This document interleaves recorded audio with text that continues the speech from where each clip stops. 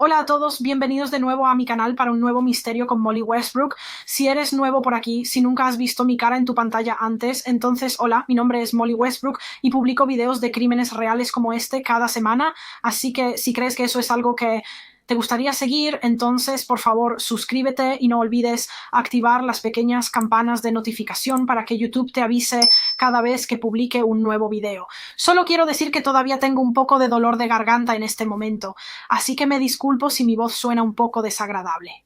Pero esta semana vamos a hablar sobre el caso resuelto de Roy Tuttle.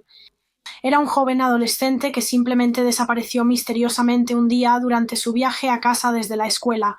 Cuando Roy no llegó a casa, la policía fue informada de su desaparición y comenzó una búsqueda para intentar encontrarlo, pero desafortunadamente, solo unos días después de la búsqueda, esta investigación de personas desaparecidas se convirtió en una investigación de asesinato cuando se encontró el cuerpo de Roy y la policía tardó más de 3 décadas en atrapar a la persona responsable. De hecho, ya he cubierto este caso antes. Fue hace años cuando comencé mi canal. Fue uno de mis primeros videos. Decidí retirarlo junto con un par de mis otros primeros videos porque creo que la calidad de mi contenido y mi entrega ha mejorado mucho desde entonces, así que sabía que podía cubrir el caso mejor. Así que aquí estamos, lo estoy recuperando hoy. Pero sí, tras decir todo esto, entremos en el caso.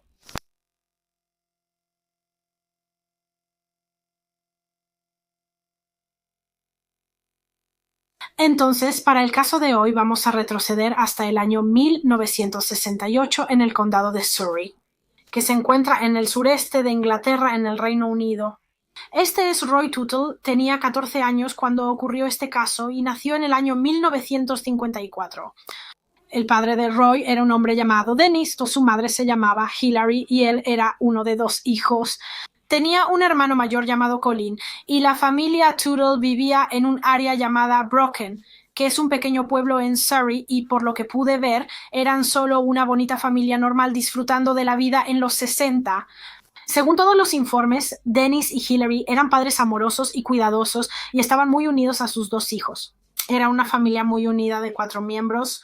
El nombre completo de Roy era Roy Lindsay Tuttle, aunque sus amigos a menudo lo llamaban Tots, y en realidad era un adolescente bastante tímido y tranquilo. Él realmente no se involucraba en actividades como el club juvenil local o los Boy Scouts o algo así, y siempre se sintió más cómodo estando alrededor de solo un amigo en lugar de un gran grupo de amigos y un gran grupo de personas, y el nombre de su mejor amigo era Peter Roy, y Peter pasaría mucho tiempo juntos haciendo lo que muchos otros adolescentes hacían en este tiempo: irían a pescar, jugarían el juego de jacks, jugarían juegos de pelota, etc. Y Roy era un alumno en la Kingston Grammar School en Kingston upon Thames, que en realidad no está muy cerca de donde Roy vivía en Brockham. Está a unas 16 o 17 millas de distancia. No fue a la escuela local en Brockham, por lo que tenía un viaje un poco más largo para hacer todos los días a la escuela, pero era uno con el que estaba muy familiarizado, ya que lo hacía tan a menudo. Sin embargo, un día en particular, en la primavera de 1968, durante uno de estos viajes, Roy Tuttle, de 14 años de edad, realmente desapareció. El día era el 23 de abril de 1968. Era martes y por lo tanto un día escolar para Roy. Así Roy fue a la escuela ese día como siempre. Tuvo un buen día y luego a las 3:30 de la tarde, cuando terminó la escuela, se fue a su casa en Brockham. Pero Roy nunca llegó a casa esa tarde. Inicialmente, cuando Roy no llegó a casa, sus padres realmente no pensaron mucho en ello. Era un niño de 14 años y probablemente solo asumieron que estaba jugando con amigos. Sin embargo, a medida que pasaba el tiempo y comenzaba a oscurecer, empezaron a preocuparse, y a las 9:20 de la noche, cuando aún no había llegado a casa, su madre y padre decidieron levantar el teléfono y contactar a la policía para reportar a su hijo como desaparecido. Cuando se notificó a la policía, se enviaron oficiales a la casa de los Tuttle, donde hablaron con Dennis y Hillary y tomaron una declaración de ellos. Aunque, para ser honesta, realmente no entraron en acción hasta el día siguiente. No comenzaron a buscar a Roy adecuadamente hasta la mañana siguiente. No estoy segura de por qué, considerando que solo tenía 14 años, pero supongo que simplemente asumieron que aparecería. Probablemente pensaron que estaba con amigos y perdió la noción del tiempo o algo similar. Por supuesto, ese no fue el caso, y cuando Roy aún no había regresado a casa la mañana siguiente, fue cuando realmente comenzó la búsqueda de él, porque esto era increíblemente fuera de lo común para Roy. Varios oficiales de policía fueron asignados al caso y fueron enviados inmediatamente a buscar en el área local cualquier rastro de Roy. Buscaban en campos, bosques, garajes, edificios abandonados, simplemente en cualquier lugar donde un adolescente podría estar escondiéndose o simplemente pasando el rato. Y además de esto, también intentaban hablar con tantas personas locales como fuera posible. Querían saber si alguien había visto recientemente a Roy o a un chico que coincidiera con su descripción, pero desafortunadamente esto resultó en muy poca información. Al comienzo de esta investigación de personas desaparecidas se planteó una teoría de que tal vez Roy se había fugado. Tal vez decidió huir de casa, aunque las personas más cercanas a Roy no creían eso en absoluto. Él no era el tipo de persona que haría algo así. Como dije anteriormente, era un chico bastante tranquilo y tímido, por lo que parecía muy poco probable que simplemente decidiera irse por su cuenta. Y además, incluso si no fuera tímido, ¿qué razón tendría para hacer eso? No es como si tuviera una vida hogareña horrible de la que estaba tratando de escapar. Tenía lo contrario, era tan amado por sus padres y estaba tan cerca de ellos y de su hermano Colin. Entonces, ¿por qué simplemente decidiría un día irse y no decirle a nadie a dónde iba? Él no haría eso. No tenía sentido. La búsqueda policial de Roy continuó durante los siguientes días, pero no había nada, ninguna señal de Roy, y no encontraron absolutamente nada que indicara a dónde podría haber ido o qué le sucedió. Pero luego, 3 días después de que fue visto por última vez el 26 de abril de 1968, la búsqueda del escolar llegó a un trágico final cuando se encontró un cuerpo. Esa tarde, creo que era alrededor de la 1 de la tarde, un oficial de policía llamado Bill Wiltshire estaba de patrulla y simplemente estaba conduciendo alrededor de un pueblo llamado Mickleham, en Surrey, que está a unos 6 kilómetros de distancia de la casa de Roy en Brockham. De todos modos, Bill simplemente estaba conduciendo cuando pasó por un bosque junto a las puertas de una mansión llamada Chirkley Court en Mickleham. Y cuando simplemente estaba conduciendo más allá de esta área boscosa, miró brevemente a su izquierda y al hacerlo describió cómo de repente vio este destello de color. Así que detuvo su auto y salió para echar un vistazo más de cerca, y cuando se acercó se dio cuenta de que en este bosque yacía un cuerpo muerto. Era el cuerpo muerto de Roy Tuttle, de 14 años, y ese destello de color que el oficial Bill había visto era la chaqueta escolar roja de Roy que llevaba el día que desapareció. Era el uniforme del Kingston Grammar School, y aunque Bill era un oficial de policía, entró en un estado de shock cuando hizo este descubrimiento. No puedo ni imaginar lo perturbador y traumático que debió haber sido para él encontrar el cuerpo del adolescente que todos habían estado buscando durante los últimos días y que todos esperaban desesperadamente que se encontrara vivo y bien. Así que Bill estaba realmente muy conmocionado, pero volvió a su coche y contactó a otros oficiales de policía y les contó lo que acababa de encontrar en el bosque. Después de que fue encontrado, la familia de Roy recibió la desgarradora noticia por parte de la policía y, obviamente, el cuerpo de Roy fue llevado para una autopsia, durante la cual el patólogo concluyó que su causa de muerte fue estrangulamiento. Este niño de 14 años había sido asesinado y el patólogo también determinó que Roy había sido violado por su asesino, por lo que este crimen fue claramente sexual motivado. La policía tenía en sus manos a un depredador sexual infantil, un asesino de niños, lo cual, por supuesto, aterraba absolutamente a la gente. Los locales estaban tan asustados cuando escucharon las noticias porque un asesino estaba suelto, y tenían tanto miedo de que quienquiera que hubiera hecho esto volviera a atacar y atacara a otro niño. Así que la presión era realmente grande para la policía para atrapar al hombre que hizo esto a Roy, y rápidamente Así que tan pronto como esta investigación de personas desaparecidas se convirtió en una investigación de asesinato, se asignaron 150 oficiales de policía al caso y comenzaron a realizar investigaciones de puerta en puerta nuevamente, preguntando a todos en las áreas locales y circundantes si sabían algo sobre el asesinato de Roy, si tal vez incluso tenían una idea de quién podría haber sido responsable, y junto a esto la policía también comenzó a intentar armar una línea de tiempo. Querían determinar los últimos movimientos conocidos de Roy antes de que desapareciera el 23 de abril. Ahora, como sabemos, el día que Roy desapareció había estado en la escuela en Kingston upon Thames. Su madre lo había dejado en la escuela esa mañana en el coche y luego se determinó que cuando la escuela terminó a las 3:30 de la tarde, tomó el autobús 65A que lo llevó a una zona llamada Hook Road y luego cuando se bajó del autobús caminó un rato hasta llegar a una zona llamada Chessington que está a menos de 1 milla de Hook Road. Ahora creo que Roy usualmente tomaba otro autobús en Chessington que lo llevaba directamente a casa en Brockham. Sin embargo, en este día en particular, Roy decidió no hacer eso. Verás, alrededor del tiempo en que ocurrió este caso, Roy realmente quería comprar una bicicleta nueva.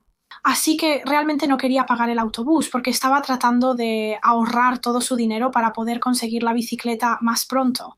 Y entonces lo que la policía cree que hizo, basándose en testimonios de testigos de los que hablaremos en un segundo, la policía cree que en lugar de subirse al autobús en Chessington, Roy decidió que iba a hacer autostop para volver a casa, decidió que iba a pararse al lado de la carretera y pedir un aventón con la esperanza de que un coche se detuviera y le ofreciera llevarlo a casa, algo que mucha gente solía hacer en aquel entonces en los años 60.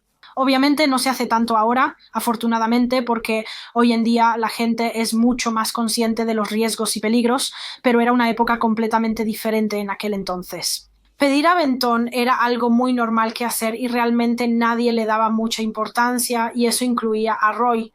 Creo que pedir aventón era algo que él hacía con bastante regularidad, por lo que no habría pensado que se estaba poniendo en un verdadero peligro al hacerlo, porque lo había hecho antes y la razón por la que la policía cree que esto es lo que Roy estaba haciendo el día de su desaparición es porque en realidad recibieron información de un conductor de autobús que estaba conduciendo por Chessington esa tarde y él le dijo a la policía que recordaba haber visto a un joven vestido con el uniforme de la Kingston Grammar School y dijo que este chico estaba parado al lado de un coche que se había detenido y estaba mirando por la ventana y hablando con el conductor.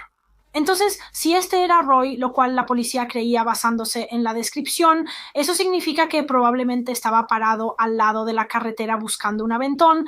Este coche se detuvo y le ofreció uno. Así que Roy se subió a su coche, pero tal vez esas no eran realmente las intenciones del conductor.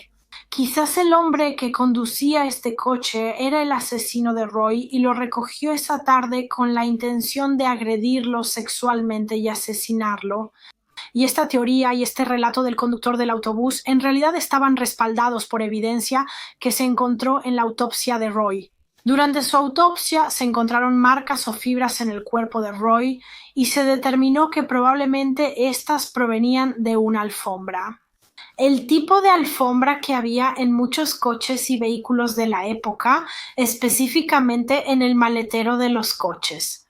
Entonces, quizás Roy fue recogido por su asesino, fue agredido y luego estrangulado hasta la muerte, y luego su cuerpo fue colocado en el maletero de un coche, y así es como las marcas o fibras de la alfombra del coche llegaron a su cuerpo y luego de esto fue transportado al bosque en Mickleham, donde fue encontrado un par de días después. Así que la policía le preguntó al conductor del autobús que dio este relato si podía recordar cómo se veía este coche y él pudo dar una descripción bastante buena. De hecho, dijo que creía que era un coche Austin Westminster de color gris o plateado, similar a la imagen que se muestra en pantalla en este momento. Y después de esto, la policía también recibió otra pista potencial de una mujer que vivía muy cerca del área donde este conductor de autobús vio a Roy.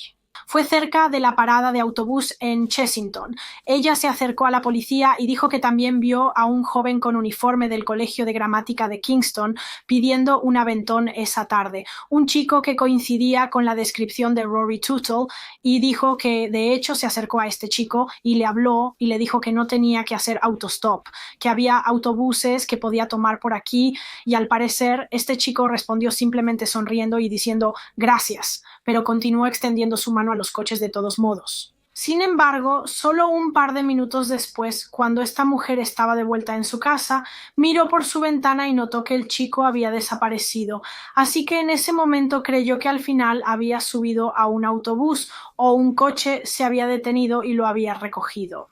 Así que después de recibir estas dos pistas, la de la mujer y la del conductor del autobús, como dije, la policía creía firmemente que este chico que vieron pidiendo un aventón era Roy Tuto, por lo que su principal teoría ahora era que mientras hacía autostop, probablemente Roy fue recogido por el hombre que lo mató. Solo tenían que averiguar quién era ese hombre y tenían muchas esperanzas de descubrir quién era debido a la información que recibieron del conductor del autobús. Porque, como sabemos, el conductor del autobús pudo dar una descripción muy precisa del coche junto al cual se vio a Roy mientras se asomaba por la ventana y hablaba con el conductor, el Austin Westminster plateado o gris. Así que, creyendo que probablemente el asesino de Roy era dueño de un Austin Westminster, la policía decidió seguir esta línea de investigación y comenzaron a revisar los registros de todos los vehículos Austin Westminster que se habían registrado, creo que de todo el país, porque realmente el asesino podría haber estado literalmente en cualquier lugar para entonces. Podrían haberse escapado y huido a una parte diferente del país para esconderse, así que tuvieron que revisar todos estos registros y, como puedes imaginar, fue mucho trabajo porque obviamente esto era en los años 60, tenían que hacer todo manualmente, tenían que revisar registros en papel. No es como hoy en día donde la información así simplemente se almacena en un sistema de computadora, así que esto tomó mucho tiempo. De hecho, la policía estuvo haciendo esto durante meses y para cada coche Westminster plateado o gris que identificaban, rastreaban al dueño, lo interrogaban y tomaban una declaración de él. Al final, entrevistaron a miles y miles de conductores tratando de determinar si alguno de ellos podría haber sido el asesino de Roy, pero desafortunadamente no tuvieron suerte. No pudieron vincular a ninguna de estas personas con el crimen y a medida que pasaba el tiempo, la investigación sobre el asesinato de Roy comenzó a disminuir. La policía hizo varios llamados para obtener información a lo largo de los años, suplicando a cualquiera con cualquier información que se presentara, pero tristemente cualquier pista que recibieron realmente no resultó en mucho, realmente no tuvieron desarrollos significativos en el caso, y así el caso de Roy permaneció sin resolver durante años y años. Los amigos y la familia de Roy tuvieron que vivir con el dolor y la agonía de saber que su asesino aún estaba suelto, sabiendo que estaban allí afuera y libres para vivir su vida, a pesar de que le quitaron la vida a Roy de la manera más horrible cuando solo tenía 14 años. Por lo que puedo recopilar, el caso de Roy nunca fue cerrado por la policía. Todavía investigaban cada pista y guía que recibían. Pero, como suele suceder con el tiempo, la cantidad de pistas que recibían comenzó a disminuir y otros casos más nuevos comenzaron a requerir el tiempo y la atención de la policía. Sin embargo, en 1993, alrededor del 25º aniversario de la muerte de Roy, un nuevo detective comenzó a investigar el caso de Roy. Su nombre era el detective Watson y a principios de los 90 se le puso a cargo del Departamento de Investigación Criminal en Dorking, y el detective Watson decidió reavivar la investigación del caso de Roy porque esperaba que quizás ahora, 25 años después, podrían encontrar nuevas pruebas en el caso utilizando el equipo y las herramientas que no tenían disponibles cuando Roy fue asesinado en 1968, como la tecnología de ácido desoxirribonucleico y forense. Verás, muchas de las pruebas de la escena del crimen, como la ropa de Roy, se habían guardado y almacenado a lo largo de los años porque la policía tenía la esperanza de que algún día los científicos pudieran encontrar el ácido desoxirribonucleico del asesino en algunos de los objetos. Y afortunadamente en el año 1996 eso es exactamente lo que encontraron. Creo que en la ropa de Roy encontraron rastros del semen del asesino de donde Roy había sido agredido sexualmente. Así que, como puedes imaginar, esto fue un desarrollo absolutamente enorme en el caso. Este avance era lo que la policía había necesitado por años.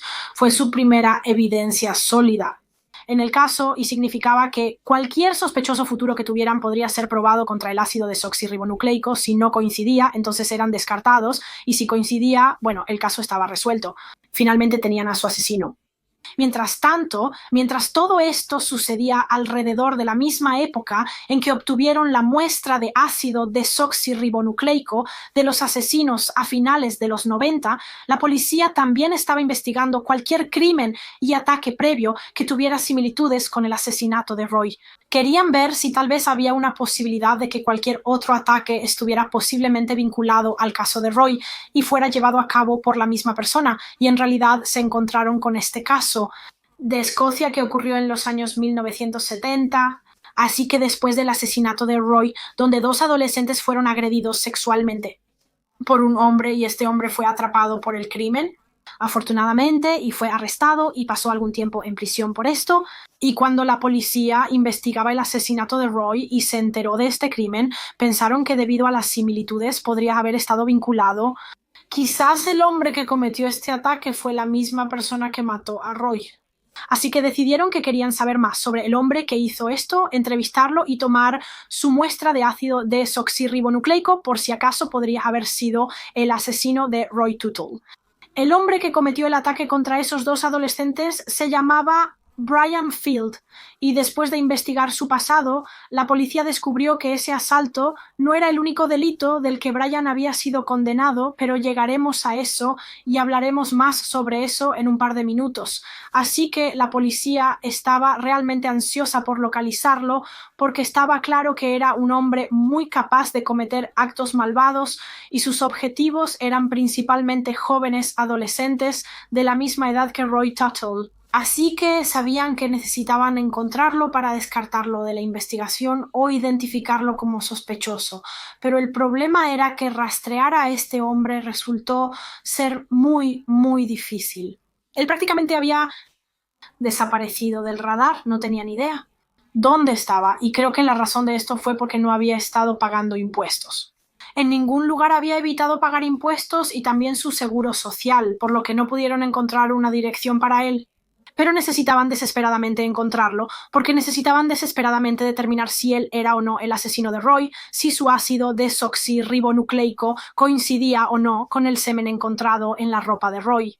Sin embargo, mientras todo esto sucedía, mientras la policía investigaba el pasado de Brian Field e intentaba averiguar dónde vivía en este momento, en el tiempo, el detective Watson realmente recibió algunas noticias revolucionarias de un científico forense. Esto sucedió, creo, hacia finales del año 2000 y, como sabemos, en este punto la policía tenía una muestra de ácido desoxirribonucleico del asesino de Roy, y esta muestra se había ingresado en la base de datos de ácido desoxirribonucleico que se estableció en Inglaterra solo 5 años antes de esto, en 1995.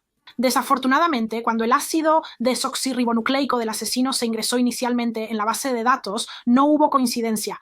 Sin embargo, en el año 2000, el detective Watson contactó al científico forense que trabajaba en la evidencia de ácido desoxirribonucleico en el caso de la factura, y simplemente preguntó si había algún movimiento o algún desarrollo en el ácido desoxirribonucleico del asesino. Y muy sorprendentemente, este científico dijo que sí, de hecho. Parece que hemos obtenido un acierto, encontramos una coincidencia con el ácido desoxirribonucleico del asesino de Roy Tuttle. Y entonces el detective Watson dijo, bueno, ¿quién es? ¿Quién es la coincidencia? Y de manera increíble, el científico respondió, es un hombre llamado Brian Field. Brian Field, el mismo hombre que la policía ya estaba empezando a investigar y tratando de localizar, él era el asesino de Roy. Esta coincidencia de ácido desoxirribonucleico era la prueba. Resulta que el ácido desoxirribonucleico de Brian Field había sido ingresado en la base de datos. Justo el año anterior a esto, en 1999, cuando fue arrestado por conducir borracho una noche en Birmingham. Entonces se tomaron muestras de su ácido desoxirribonucleico y finalmente se ingresaron en la base de datos y así es como se hizo la coincidencia. Así que ahora, finalmente, después de años y años y años, después de más de 3 décadas, la policía finalmente tenía un sospechoso principal en el caso y tenían pruebas sólidas, pruebas de ácido desoxirribonucleico que vinculaban a ese sospechoso con el crimen. Pero de nuevo, el único problema que tenían era que todavía no tenían absolutamente ninguna idea de dónde estaba Brian Field. Y ahora que sabían que él era un asesino de niños, sabían que había aún más presión para encontrarlo y detenerlo rápidamente porque representaba un enorme peligro. Afortunadamente, la policía finalmente pudo determinar su paradero. Descubrieron que actualmente vivía en un piso en Solihull, que es una ciudad en West Midlands, en Inglaterra. Ahora, cuando lo localizaron, la policía no lo arrestó de inmediato porque todavía estaban reuniendo las últimas pruebas contra él y no querían arrestarlo hasta que hubieran terminado de hacer eso. Y así, durante un corto tiempo, lo pusieron bajo vigilancia solo para poder observarlo y mantenerlo bajo control mientras se preparaban para hacer el arresto. Y el 21 de febrero de 2001, la policía estaba lista para detener a Brian Field. Fueron a su piso en Solihull, tocaron su puerta y fue arrestado bajo sospecha del asesinato de Roy Tutu, de 14 años, más de 30 años después del crimen. Bien, Brian, has sido arrestado bajo sospecha del asesinato de Roy Tuttle. ¿Comprendes las consecuencias si la arrestan? No lo hago. Entiendo lo que dices, pero refuto a todos. He estado aquí desde entonces. De acuerdo. ¿Qué sucederá a continuación? Tienes todo lo que necesitas. Tienes algo de dinero, tienes gafas. ¿Quieres algo para leer? Un libro. ¿Estás leyendo una novela en este momento o qué? No, no estoy. De hecho, sí, lo estoy consiguiendo arriba. Sube las escaleras con Paul. Yo me encargo de eso. No hay prisa. Nos tomaremos el tiempo. Así que Brian tenía varios hermanos y hermanas adoptados. Así que me imagino una casa muy ruidosa y ocupada y todos vivían en una casa llamada Linwood Manor y Brian mismo dijo que tuvo una infancia realmente buena. Amaba a sus padres y ellos lo amaban a él. Eran muy cariñosos y amables y él tenía una buena vida en casa, una buena vida familiar. Sin embargo, lo mismo no se podía decir de un par de los hermanos adoptivos de Brian, sus hermanos menores. Porque resulta que a medida que Brian se hacía mayor, comenzó a abusar de ellos, abusándolos sexualmente. Se colaría en sus habitaciones y los agrediría y en ese momento se salía con la suya. Porque los chicos siempre estaban demasiado asustados para contarle a alguien. Brian era muy manipulador y pudo convencer a sus hermanos de no contarle a nadie, pero también los chicos siempre sintieron que incluso si le contaban a alguien, no les creerían. Simplemente los acusarían de mentir. Y pensaban eso ¿por qué? Porque nadie habría adivinado que Brian sería capaz de cometer algo tan horrible y repugnante. Porque simplemente no parecía ese tipo de persona. Todos en la vida de Brian lo conocían como este chico joven, amable, educado y bien educado, y eso continuó durante el resto de su vida. Brian siempre tuvo muchos amigos y era el tipo de persona que se llevaba bien con todos. Siempre se le conoció por ser un hombre muy agradable y normal, así que incluso años y años después, cuando fue arrestado por el asesinato de Roy Tuttle, muchas personas que lo conocían simplemente no lo creían. Pensaban que la policía había arrestado al hombre equivocado. Por supuesto, no lo habían hecho. Brian era simplemente tan bueno manipulando a las personas y haciéndoles pensar que era un tipo muy normal, cuando en realidad no lo era. Era un depredador sexual malvado, un pedófilo, pero era simplemente bueno para mantener eso oculto. Pero volviendo a sus años más jóvenes, como dije cuando aún vivía con sus padres en el hogar de acogida, él asaltaba sexualmente a sus hermanos menores y luego, cuando tenía solo 15 años, atacó a una niña de 11 años. Esta niña de 11 años llevaba una jarra de leche mientras caminaba inocentemente por un camino cerca de la casa de acogida de Brian. Brian pasó a la niña mientras montaba su bicicleta y decidió seguirla. Y mientras hacía esto, notó que además de llevar la jarra de leche, también tenía una cuerda para saltar en su mano. Y entonces él agarró esta cuerda para saltar, la ató alrededor de su cuello y simplemente comenzó a tirar y la chica empezó a ahogarse.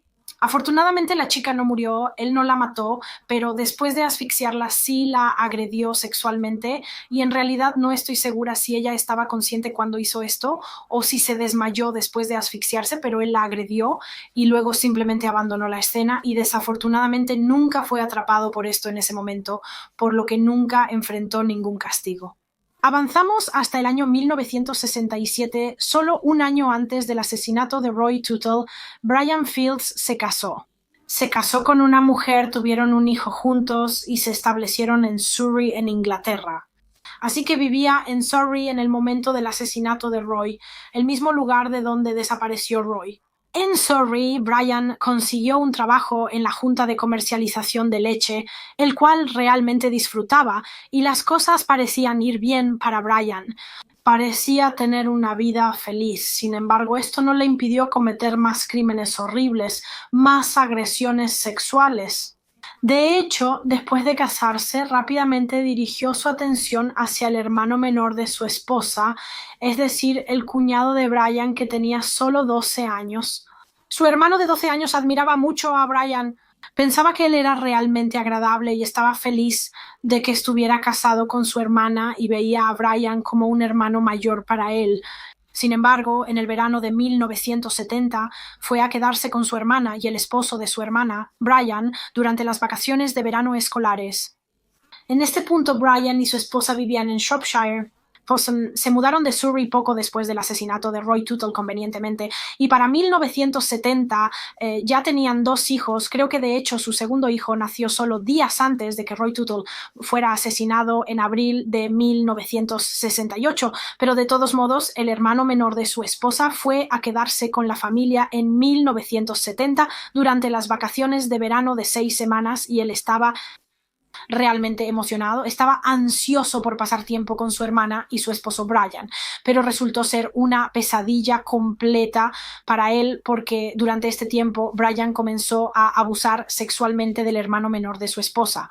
Lo hacía por las noches después de que su esposa e hijos se habían ido a la cama y, al igual que había hecho años antes con sus propios hermanos menores, logró convencer al hermano de su esposa de no contarle a nadie. Dijo que era su pequeño secreto para guardar y funcionó. Su cuñado no le contó a nadie lo que Brian le hizo, principalmente porque tenía miedo. Incluso dijo que estaba tan preocupado que si le contaba a alguien, Brian lo mataría, y así, con los años, Brian continuó atacando y agrediendo a otros niños pequeños. Para el 2001 tenía una serie de condenas criminales de las que hablaré ahora. Así que justo el año después del asesinato de Roy, en 1969, fue multado por indecencia grave.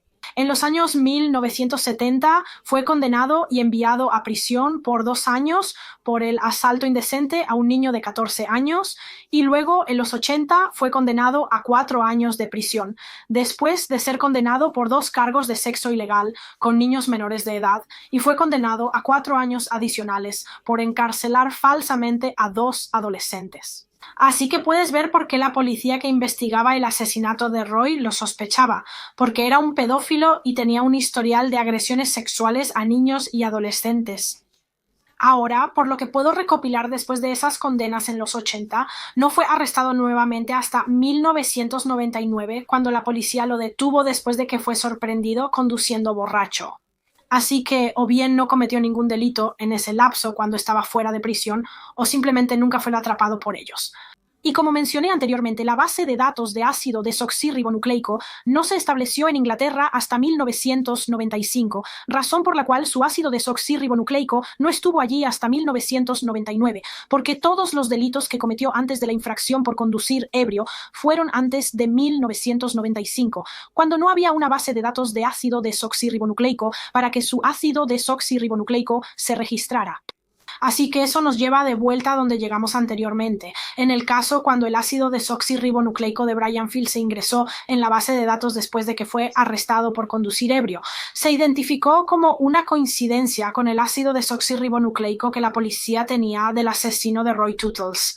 Para cuando fue arrestado en febrero de 2001, Brian Field tenía 64 años. Era padre de 3 hijos y se había casado 2 veces, aunque creo que se había separado de ambas esposas y por lo tanto vivía solo en un departamento en Solihull y tomó un tiempo para que la policía lo encontrara.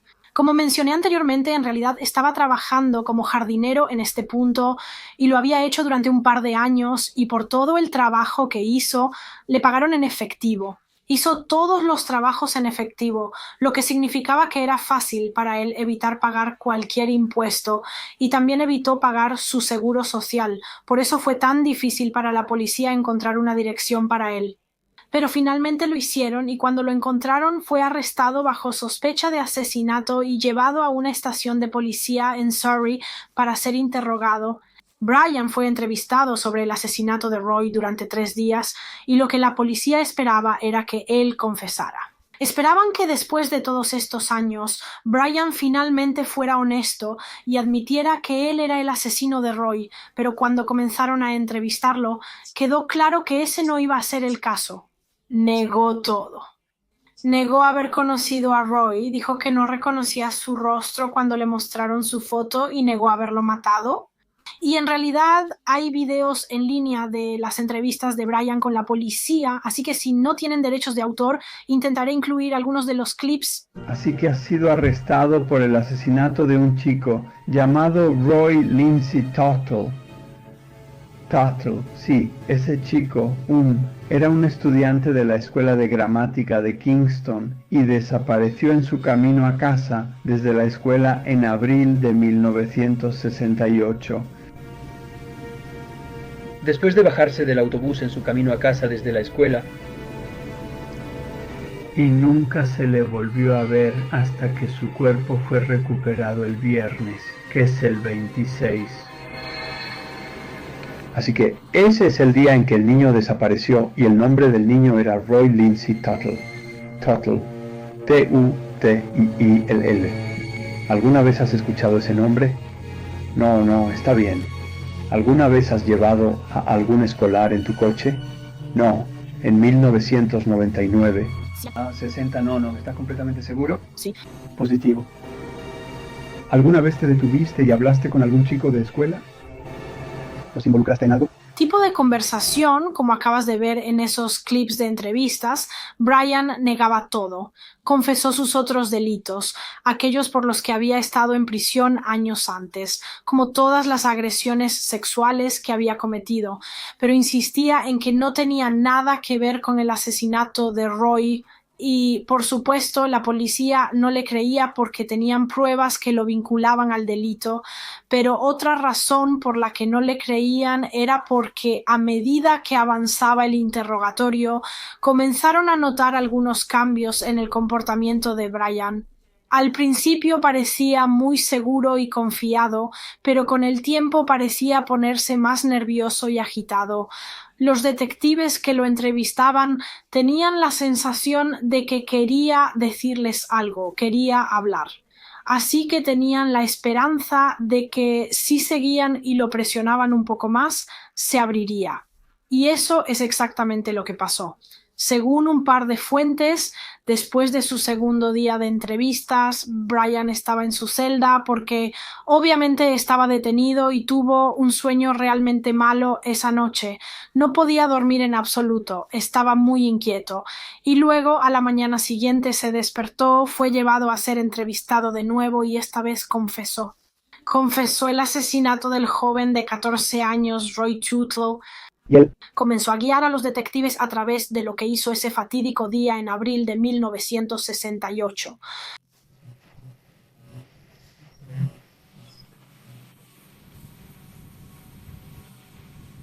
no tenía la intención de complacerla. Mira, a mí, mírame a los ojos. Es crucial Que todos los involucrados terminemos esto ahora. Sí, ha pasado demasiado tiempo. Sí, sí. Estaba conduciendo por la carretera y vi a este chico bajarse del autobús. E hizo señas para que lo llevara. Vio que le pidió a Aventón con señas, pero se quedó parado. Sus ojos se detuvieron y él subió. Y le pregunté a dónde iba. Ahora habrías escuchado a Brian hablar sobre cómo el día que Roy desapareció, el 23 de abril de 1968, estaba conduciendo por la carretera en Chessington cuando vio a Roy haciendo autostop. Y antes de mostrarte el resto de la confesión de Brian, solo quiero hablar rápidamente sobre el coche que Brian estaba conduciendo ese día. Entonces, como discutimos anteriormente en el caso, poco después del asesinato de Roy, la policía recibió información de un conductor de autobús que dijo que vio a Roy parado junto a un coche y estaba inclinado a través de la ventana hablando con el conductor, y el conductor del autobús dijo que creía que este coche era un Austin Westminster de color plata o gris. Entonces, en ese momento la policía realmente se centró mucho en esta línea de investigación.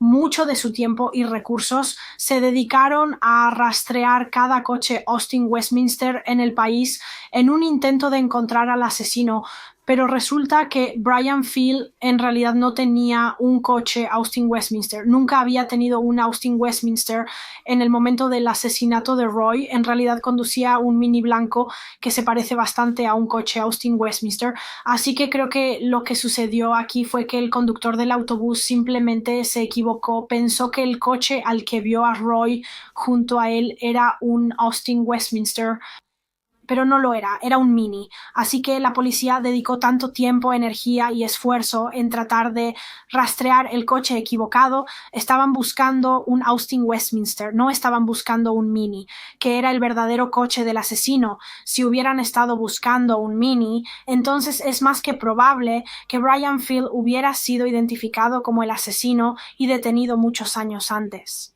Pero sí, solo quería aclarar eso rápidamente antes de entrar en el resto de la confesión de Brian. Brian dijo que recogió a Roy alrededor de las 4 de la tarde del 23 y Roy obviamente pensó que Brian iba a llevarlo a casa a Brockham, pero por supuesto eso no es lo que sucedió. En cambio, Brian condujo hasta un apartadero en una zona muy tranquila y apartada y allí lo atacó, y solo quiero dar una advertencia rápida ahora porque estoy a punto de reproducir los clips donde Brian habla sobre el asesinato real y la agresión sexual y es muy perturbador. Brian entra en detalles sobre lo que le hizo a Roy, así que si no quieres escuchar eso, hay un tiempo en pantalla ahora mismo al que puedes saltar.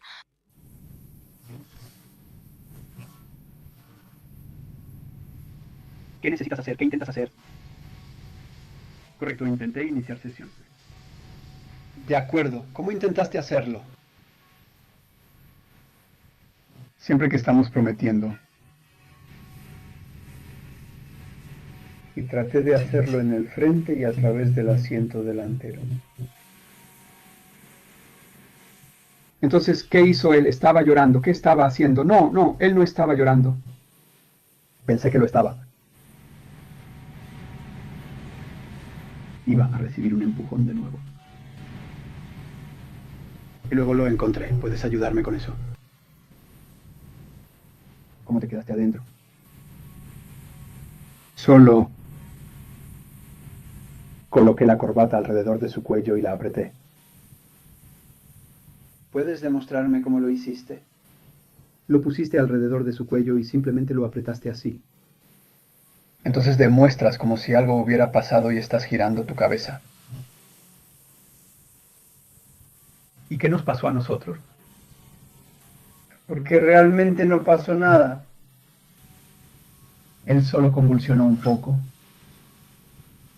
con un hueco en su cabello, y eso continuó, y de repente volvió. ¿Intentó quitárselo en algún momento? No lo creo.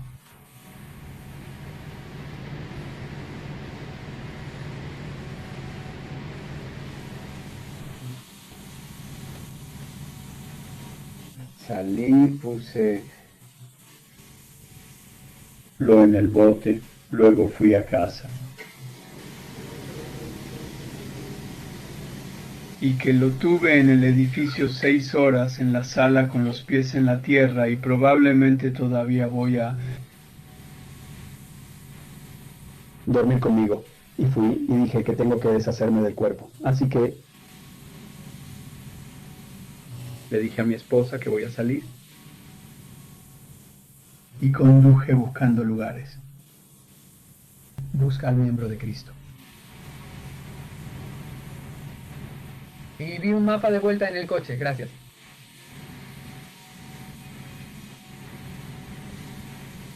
Y lo volví a tirar. Y me fui. Y me fui a casa. ¿De acuerdo? Has guardado este secreto por unos 30 años, ¿verdad? ¿Cómo te sientes? Entonces, como acabas de escuchar, después del asesinato, Brian puso el cuerpo de Roy en el maletero de su coche y luego simplemente se fue a casa con su esposa e hijos y mantuvo el cuerpo de Roy en su coche durante 2 días. Así que mientras la familia y amigos de Roy y la policía lo buscaban, preocupados hasta la enfermedad, su asesino simplemente estaba en casa con su familia actuando normalmente como si nada hubiera sucedido nunca. Sabiendo muy bien que el cuerpo de Roy estaba en su garaje, en el maletero de su vehículo, sabía que no podía mantenerlo allí por mucho tiempo y que necesitaba deshacerse de él. Y pronto, así que condujo hasta esa zona boscosa en Mickleham, en Surrey, y allí dejó el cuerpo de Roy. Esa fue la confesión de Brian Field. Y después de darla, fue acusado del crimen y porque finalmente lo admitió, eso significó que no tuvo que haber un juicio. En su audiencia de declaración se declaró culpable de asesinato, así que ahora todo lo que quedaba era que Brian fuera sentenciado y el 15 de noviembre de 2001, Brian Field, de 65 años, fue condenado a cadena perpetua y no creo que se le haya dado un plazo mínimo. Simplemente se le dio cadena perpetua, por lo que nunca será liberado. Gracias a Dios, después de más de 33 años, Rory había recibido justicia por su asesinato, pero lo absolutamente desgarrador es que sus padres, Dennis y Hillary, no estuvieron allí para verlo. Lamentablemente, para cuando Brian Field fue identificado y condenado, ambos habían fallecido, por lo que nunca vieron que se hiciera justicia por su hijo. Murieron sin saber quién les quitó a su hijo, lo cual es simplemente terrible. Hoy creo que Brian Field tendría alrededor de 85 años. Aún está vivo y, por supuesto, todavía en prisión, donde permanecerá hasta el día de su muerte. Hola chicos, solo estoy apareciendo rápidamente aquí para hacer una voz en off, porque por alguna razón los siguientes archivos de video se corrompieron y lamentablemente he perdido las imágenes. Solo quería decirles que actualmente se está investigando a Brian Field como sospechoso en 2 casos adicionales. El primer caso es la muerte de Mark Billington. Era un chico de 15 años que desapareció el 1 de septiembre de 1984. En noviembre de 1984, 2 meses después, hallaron el cuerpo de Mark colgado de un árbol en un bosque en 1900 Meriden, en Solihull, aproximadamente a 7 millas de distancia de su casa donde vivía con su familia. Inicialmente, la policía creía que la muerte de Mark fue un suicidio, aunque la familia de Mark estaba segura de que ese no era el caso. Creían que Mark había sido asesinado. Sin embargo, no fue hasta 15 años después, en 1998, cuando se revisó el caso y la policía comenzó a tratar su muerte como una investigación de asesinato. La familia de Mark cree firmemente que Brian Field es responsable de la muerte de Mark, ya que se determinó que vivía a menos de 2 millas de la casa de Mark en el momento en que desapareció. Hasta donde sé, Brian Field aún no ha sido entrevistado por la policía en relación con la muerte de Mark Billington, y su caso sigue siendo una investigación de asesinato abierta hoy en día. El segundo caso al que muchas personas creen que Brian Field está vinculado es el de Patrick Warren y David Spencer. Eran 2 amigos de solo 13 y 11 años que desaparecieron de una zona llamada Chalmsley Wood en Solihull. Los chicos fueron vistos por última vez en la noche del día de San Esteban en 1996 en una estación de gasolina en Chelmsley Wood. La empleada de la estación de gasolina que trabajaba esa noche dijo que le dio a David y Patrick un paquete de galletas y luego los vio caminar hacia el centro comercial local, y esa fue la última vez que se vio a los chicos con vida. La bicicleta roja de Patrick, que le habían regalado justo el día anterior para Navidad, fue encontrada más tarde abandonada en la parte trasera de la estación de gasolina, pero eso es todo lo que se ha encontrado. Hasta el día de hoy nunca se ha encontrado a David y Patrick, pero la mayoría cree que fueron asesinados y Brian Field es uno de los principales sospechosos.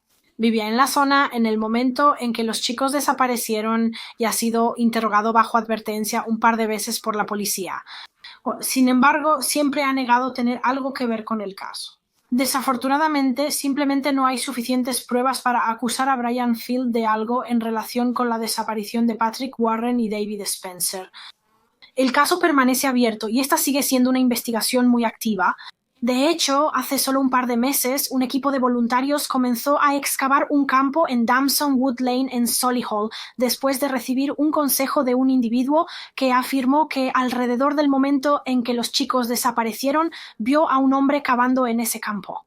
Este hombre coincidía con la descripción de Brian Field.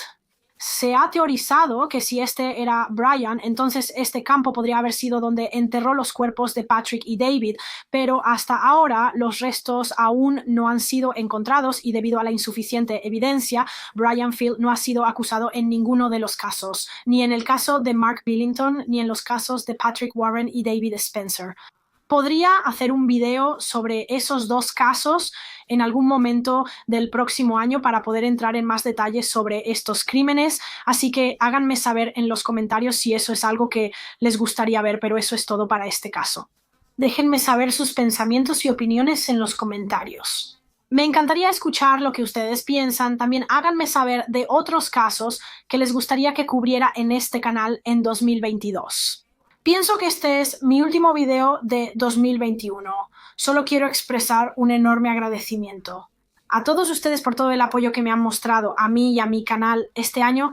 Estoy literalmente muy agradecida por cada una de las personas que se han suscrito a este canal y espero que muy pronto lleguemos a los 100.000 suscriptores, lo cual es increíble, pero sí, muchas gracias por verlo. Gracias. Por favor, dale me gusta a este video y suscríbete si aún no lo has hecho y nos vemos el próximo año.